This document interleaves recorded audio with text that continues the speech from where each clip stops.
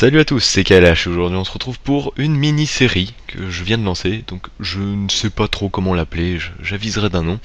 Mais dans cette série je vais vous montrer comment créer une map aventure. Et vous voyez, et tout ça en utilisant le mode créative de Minecraft. Alors, on va beaucoup utiliser le command block justement dans ce premier épisode. Le command block c'est ce bloc là, vous voyez. Par contre, ce qui est juste embêtant avec ce bloc, c'est qu'il n'est pas encore disponible, il me semble, dans l'inventaire de créative, enfin du mode créatif de Minecraft, sauf peut-être s'il y a une mise à jour ou autre. Donc bref, alors pour l'avoir, c'est très simple, il faut activer vous savez, les cheats, justement de Minecraft, les codes de triche en quelque sorte, mais vu que vous êtes en créatif, c'est pas de la triche, et vous faites /give, le nom de votre personnage, 137. Et ça va vous donner un bloc comme ça, un bloc de commande. Donc, attendez, là, je vais faire un Alt Delete, voilà, et voilà. Donc ça vous donne ce bloc là, qui peut être très utile parce que, tout d'abord, quand vous rentrez dedans, vous faites un clic droit, vous allez pouvoir rentrer une commande, par exemple, /time rain, je suppose. Ok. Je pense que ça va marcher. Alors maintenant il me faut de la redstone. Alors oui, ce bloc, comment il fonctionne? Tout simplement, à chaque fois qu'il va recevoir une impulsion de redstone, là, la commande qui est rentrée à l'intérieur va être comment? Va être activée. Donc là oui, le /time rain ne marche pas. Non, time c'est pas du tout ça. Donc c'est toggle do. Voilà. Et voilà. Donc vous voyez que dans le chat il y a marqué, enfin il y a eu marqué at, donc l'espèce d'arrobas, ça veut dire pour tous les joueurs. Donc évidemment c'est une commande qui marche sur tout le serveur. Toggle downfall, donc ça a activé la pluie. Et quand on le relance, ça désactive la pluie justement, ça change le temps. Alors cette commande peut être très utile, par exemple si vous reliez ça à un bouton. Hop, on va mettre des planches, non on va mettre alors briques, voilà. J'aime bien ces briques là, les stone bricks. Je trouve que c'est un bloc assez sympathique. Oh, non, c'est pas ce que je voulais faire. Voilà. Donc on va mettre un petit... Non, je vais le faire là, pardon. Excusez-moi. Donc on va mettre un petit bouton juste là. Hop. Le bouton. Voilà. Et vous voyez qu'on appuie sur ce bouton, ça change le temps. Très bien, et vous pouvez mettre un panneau par exemple, ce bouton change le temps. Voilà. Ouais, donc ce bouton, cette commande est pas mal.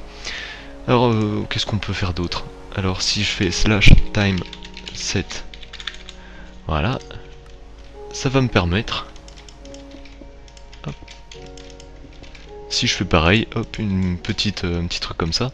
Si je mets un bouton là, je vais changer le temps jusqu'à 1000. Alors 0 c'est le lever du soleil, et il me semble que 20 000 c'est minuit, un truc comme ça. Bah attendez, on va tester tout de suite. Je connais pas 1, 2, 3, 4, 0, c'est ça. Je connais pas exactement les... Oui, ça doit être ça, donc 20 000 ça doit être minuit, vu que la lune est tout en haut dans le ciel. Donc vous pouvez vous en servir pour régler le temps. Très bien, donc hop, on va remettre le jour immédiatement, voilà, parce que je préfère quand il fait jour, ou même imaginons s'il y a des mobs, tout ça, c'est beaucoup plus pratique de mettre le jour. Donc on a ça qui nous permet de changer le temps, et ça qui nous permet de mettre le jour. Alors je vais juste vous montrer une autre petite commande que j'aime bien, qui permet non pas de changer le temps, mais de mettre le temps en tant que... comment? De mettre le temps... de virer tout ce qui est pluie ou autre chose. Alors attends, c'est /weather clear, voilà. Je me rappelais plus de la commande, je venais de la noter. Alors,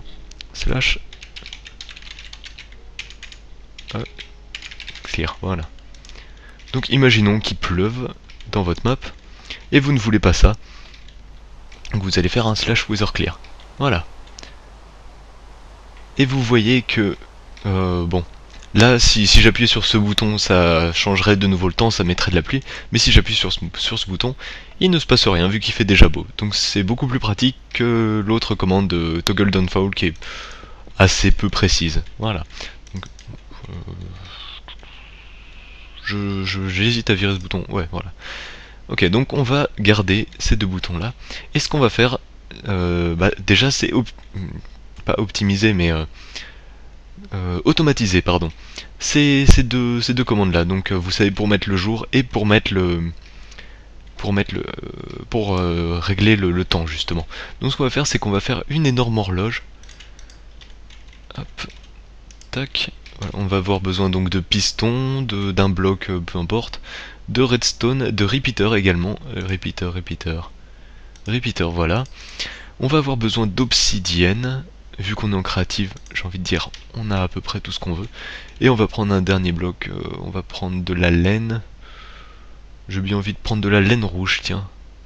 Hop, green, red. Très bien, de la laine rouge et du vert. Le vert, on va le remplir. Ouais, non, le vert, on le mettra tout à la fin, voilà, parce qu'on n'a plus assez de place. Donc, ce qu'on va faire, c'est qu'on va faire une énorme horloge. Donc, j'en ai déjà fait un tutoriel sur ce genre d'horloge. Mais là, on va faire une très grosse, une immense horloge, à vrai dire, qui puisse nous donner un délai de plusieurs minutes. Donc 1, 2, 3, 4, 5, 6, 7, 8, on va dire 9 et 10, voilà. Donc en fait, oui, c'est une horloge, vous savez, une horloge tournante avec les pistons qui vont pousser les blocs de laine, tout ça, et au milieu de ces blocs de laine, il y aura un bloc de verre qui permettra, lorsqu'il sera à un endroit précis, de faire passer du courant et donc d'activer ces deux blocs là-bas. Oui, ces deux blocs de commande. 1, 2, 3, 4, 5, 6, 7, 8, 9, 10. Voilà, vous faites 10, mais je crois que le truc optimal c'est 20, je sais plus. Mais j'aime bien quand c'est... quand il y a 10 blocs de côté, justement.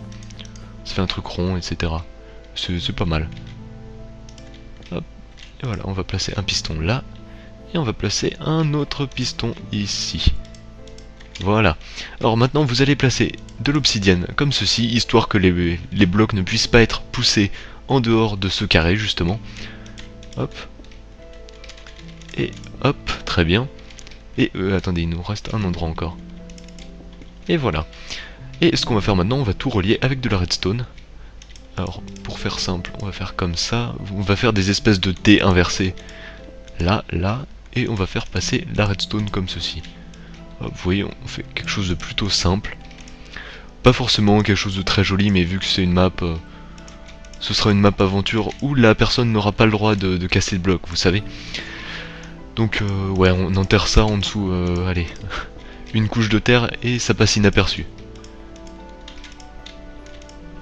Et au pire, si vous voulez pas si vous voulez pas rentrer ça dans une map aventure ou vous voulez toujours qu'il fasse jour, etc. Et ben vous pouvez utiliser ça dans vos mondes en créatif. Ça vous empêchera de, enfin ça vous évitera de rentrer des commandes. Et ouais, donc tout le monde est content. Parce que rentrer des commandes toutes les 5 secondes, bah, c'est chiant au bout d'un moment. Donc on va commencer avec 2 repeaters au 4e cran sur chaque côté de cette machine. Hop, 1, 2, 3, 4. Oh, 1, 2, 3, pardon. Voilà, donc on va mettre 2 repeaters un peu partout, histoire de ralentir un petit peu le courant, justement. Et ouais, bah c'est bon, on peut commencer. Donc on place une torche et on la casse tout de suite. Ça nous permet de lancer une impulsion. Voilà, et maintenant on va juste... oh attendez, non j'ai fait une bêtise. J'ai oublié de placer le bloc de verre, justement. Alors, vous pouvez placer un bloc d'autre chose, mais bon, vu qu'on est en créatif, on s'en fout un petit peu. On va placer un bloc de verre et juste après on va faire un trou. Hop, et maintenant, on va pouvoir re-envoyer une impulsion dans le circuit. Hop, très bien. Et vous voyez donc que les blocs tournent comme ça, assez lentement. Si vous voulez qu'ils tournent encore plus lentement, vous pouvez inverser le sens du courant, c'est-à-dire en changeant tous les repeaters de sens. Donc je fais une petite avance rapide, je vais le faire parce que comme ça me permettra d'avoir une horloge encore plus lente.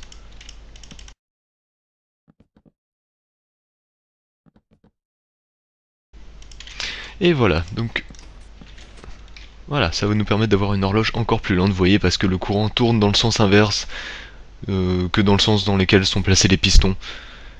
Et bah le courant doit faire 3/4 de tour pour activer le prochain piston, en quelque sorte. C'est un peu compliqué ce que je viens de dire, mais c'est pas grave, j'espère que vous m'avez compris, et au pire, c'est pas grave, vous avez juste à vous dire que ça permet d'optimiser la machine, voilà. Hop, et on va juste décaler un petit peu ce fil de redstone, je vais vous expliquer tout de suite pourquoi.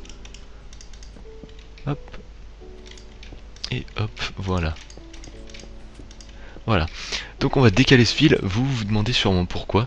C'est simple, on va juste placer un bloc... Non, allez, je vais prendre ça. Hop, voilà. va faire un espèce de petit escalier, enfin une petite petit truc qui passe au-dessus de ces repeaters. Pourquoi me demanderez-vous? Tout simplement pour ceci. Alors, on va mettre de la redstone là. Hop, hop, hop. Voilà, il n'y a pas de croisement dans les fils, c'est parfait. Et maintenant... non, j'ai pas fait de bêtises, voilà. Oups. Par contre là, c'en est une. Et voilà. Donc, vous voyez... Oups, attendez. J'ai oublié un truc très important. Je vais mettre une lampe, une torche de redstone ici. À chaque fois que le bloc de verre sera ici, ça permettra au courant de passer, justement, parce que vous voyez les blocs de laine ou les blocs solides empêchent le courant de passer, mais pas les blocs de verre qui sont considérés comme des blocs vides, enfin c'est considéré comme remplis d'air, justement, comme les blocs de glowstone ou je ne sais quoi. Je sais pas pourquoi. Mais bon, ça laisse passer le courant, ça ne coupe pas les fils de redstone. Bref, quand le bloc de verre arrivera ici, donc au bout de...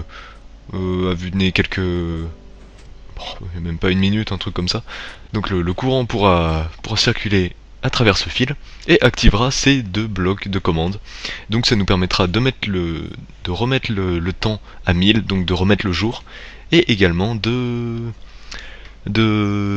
imaginons s'il pleut ou n'importe quoi, ça nous permettra qu'il ne pleuve plus, justement. Et par contre, il faudrait que je mette que je crée un détecteur de pluie, justement. Pour que dès qu'il se met à pleuvoir, hop, ça active un bloc de commande et il ne pleut plus, sans qu'on ait en rentrée de commande, etc. Donc ça peut être plutôt pas mal. Vous savez ce que je vais faire? Je vais juste mettre en pause la machine. Je vais casser ce bloc, très bien, et je vais mettre le bloc de verre ici, plutôt. Hop, comme ça, vous allez pouvoir voir immédiatement ce dont je veux parler. Hop, le bloc de verre, pardon, est là. Je relance la machine immédiatement. Et voilà.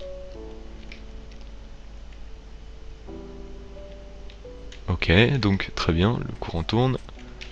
Et voilà. Donc vous voyez, le courant est passé à travers ce fil, activé les deux blocs de commande, et vous voyez dans le chat, que le temps a été réglé à 1000. Donc le soleil est revenu ici, et le temps a été éclairé. Voilà, c'est à peu près tout ce que j'avais à dire pour cette première vidéo. Mais j'en ferai une prochaine... allez, dans une semaine on va dire.